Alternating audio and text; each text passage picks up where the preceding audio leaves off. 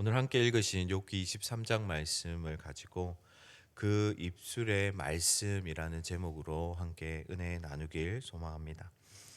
사실 욥기에서 몇몇 중요한 구절, 유명한 구절을 제외하고는 우리가 욥기는 우리에게 그렇게 익숙한 성경은 아닙니다. 우리에게 대표적으로 익숙한 말씀을 찾아보면 주신 이도 여호와시요 거두신 이도 여호와시니라는 욥기 1장 21절의 말씀과 내 시작은 미약하였으나 내가 나중에 심히 창대하리라는 욥기 8장 7절 말씀, 그리고 내가 가는 길을 그가 아시나니 그가 나를 단련하신 후에 내가 순금같이 되어 나오리라는 욥기 23장의 10절 말씀입니다. 이 말씀을 제외하고는 특별히 우리에게 욥기 말씀 중에 딱 떠오르는 그런 익숙한 말씀은 많이 없습니다. 특별히 오늘 10절 말씀은 우리가 잘 알고 있는 말씀이며 많은 성도님들이 좋아하는 말씀 중에 하나입니다. 그런데 욥이 내가 가는 길을 그가 아시나니 그가 나를 단련하신 후에 내가 순금같이 되어 나오리라고 이렇게 말할 수 있었던 것은 무엇 때문이겠습니까? 이런 고백은 사실 쉬운 고백이 아닙니다. 하나님께서 우리를 단련하실 때 단련받는 우리 자신은 힘겨운 싸움을 해야 하기 때문입니다. 가만히 있는 가운데 우리가 순금이 되어지지 않습니다. 욥이 이런 고백을 할 수 있었던 것은 하나님을 철저히 의지하는 그의 믿음 때문입니다. 하나님을 따르고 하나님께서 원하시는 길을 따랐다고 말하고 있습니다. 11절 말씀에 보면 내가 내 발이 그의 걸음을 바로 따랐으며 내가 그의 길을 지켜 치우치지 아니하였고라고 욥은 고백하고 있습니다. 욥은 자신이 걸어가는 인생의 한 걸음 한 걸음을 오로지 하나님을 따라 걸었다고 고백한 것입니다. 하나님의 길을 지켰습니다. 그리고 좌로나 우로나 치우치지 않았습니다. 그리고 믿음의 정도를 걸었던 것입니다. 반면에 오늘 이곳에 나와 계신 우리 성도님들의 걸음은 어떠셨습니까? 우리가 걷는 이 길이 하나님을 바로 따라가는 믿음의 걸음이 되어야 할 것입니다. 하나님께서 보시기 하나님께서 보여주시고 하나님께서 원하시는 믿음의 길을 바로 걸어가야 할 것입니다.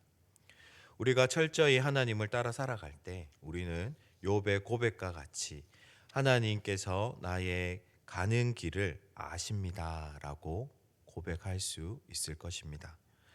우리가 하나님 앞에 바로 서 있지 못할 때는 결코 욥이 고백한 것처럼 이런 고백을 하기가 쉽지 않습니다. 이런 고백은 아무나 할 수 있는 고백이 아닌 것입니다. 그럴 뿐만 아니라 욥은 하나님의 말씀을 귀하게 여겼습니다. 12절 말씀에 보시면 내가 그의 입술의 명령을 어기지 아니하고 정한 음식보다 그의 입의 말씀을 귀히 여겼도다라고 말씀합니다. 욥의 이 고백이 얼마나 놀라운 고백인지 모릅니다. 욥의 이 고백은 절대로 교만한 말이 아닙니다. 욥은 자신의 삶 속에서 하나님의 말씀을 가장 귀히 여기며 살았다는 것을 고백한 것입니다.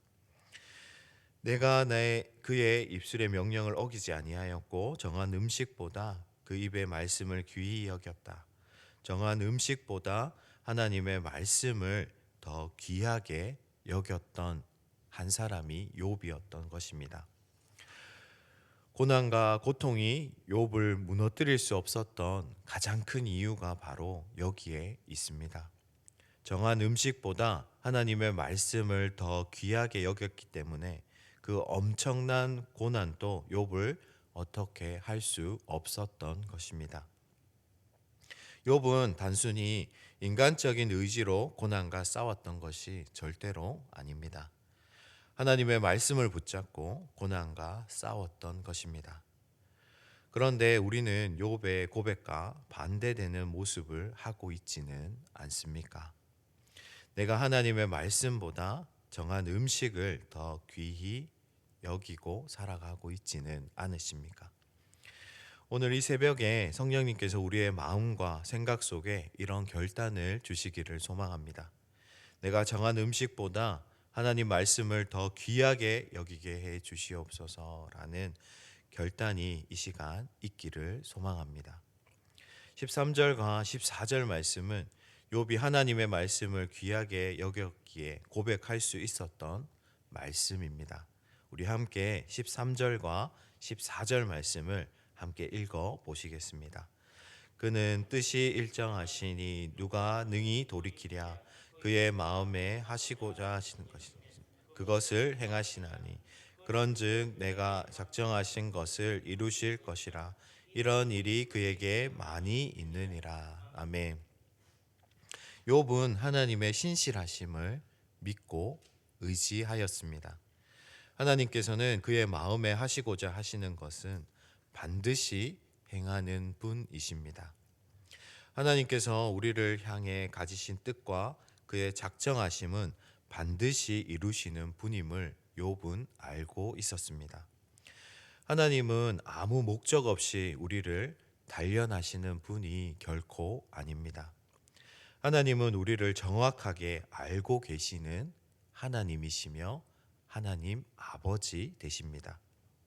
문제는 우리가 하나님을 정확하게 알지 못한다는 것입니다. 하나님이 우리를 모르시는 것이 절대로 아니고 우리가 하나님을 오해하고 하나님을 모르고 있는 것입니다. 하나님은 우리가 걸어가는 길을 우리보다 누구보다 잘 아시는 분이십니다. 우리가 인생이라는 길을 걸어가는 동안 우리에게 작정하신 하나님의 뜻을 반드시 이루실 것입니다. 우리를 단련하심으로 하나님께서 작정하신 일을 이루어 가실 것입니다. 우리를 향한 하나님의 작정하심이 이루어질 때 우리는 순금같이 하나님 앞에 나오게 될 것입니다. 14절 말씀은 이런 일들이 하나님께 많이 있다라고 고백하고 있습니다. 하나님께서 하나님의 백성을 단련하신 후에 순금같이 만드시는 일은 희귀한 일이 아닙니다. 많이 볼 수 있는 일이었던 것입니다. 많은 하나님의 사람들이 하나님으로부터 단련을 받고 순금같이 만들어지는 것을 우리는 자주 볼 수 있습니다. 우리가 하나님 앞에서 순금이 되기를 원한다면 하나님의 말씀을 일정한 음식보다 더 귀하게 여길 수 있어야 합니다. 말씀을 통해서 하나님을 알 때 우리는 실망하지 않게 됩니다. 하나님께서 단련하시는 모든 일에 능히 믿음으로 감당해낼 수 있게 될 것입니다. 오늘 하루의 삶 가운데 하나님께서 어떤 방법으로 우리를 단련하실지 우리는 아무도 모릅니다. 단지 우리가 할 수 있는 것은 하나님의 말씀을 붙잡고 하나님의 말씀을 따라 순종하며 살아가는 것입니다. 오늘 하루 하나님의 말씀을 의지하며 하나님의 말씀으로 승리하는 하루의 삶을 살아가는 저와 우리 성서중부교회 모든 성도님들이 되시기를 주님의 이름으로 축복합니다. 함께 기도하시겠습니다. 사랑과 은혜가 풍성하신 하나님 아버지 참 감사합니다. 나보다 나를 더 잘 아시고 나를 더 사랑하시는 하나님, 그 하나님께서 우리를 하나님의 자녀로 하나님의 사람으로 만들어 가시기 위해 우리를 인도하시고 우리를 이끌어 가실 때 그 하나님의 인도하심에 온전히 순종하며 온전히 하나님을 바라보며 하나님을 의지하며 살아갈 수 있는 믿음의 삶이 되게 하여 주시옵소서. 그런 삶을 통하여서 오직 하나님께만 영광 올려드리는, 그리고 이 세상에 빛과 소금의 역할을 잘 감당할 수 있는 하나님의 자녀들 될 수 있도록 오늘 하루의 삶을 지켜주시고 함께하여 주시옵소서. 감사합니다. 예수님 이름으로 감사하며 기도드립니다. 아멘.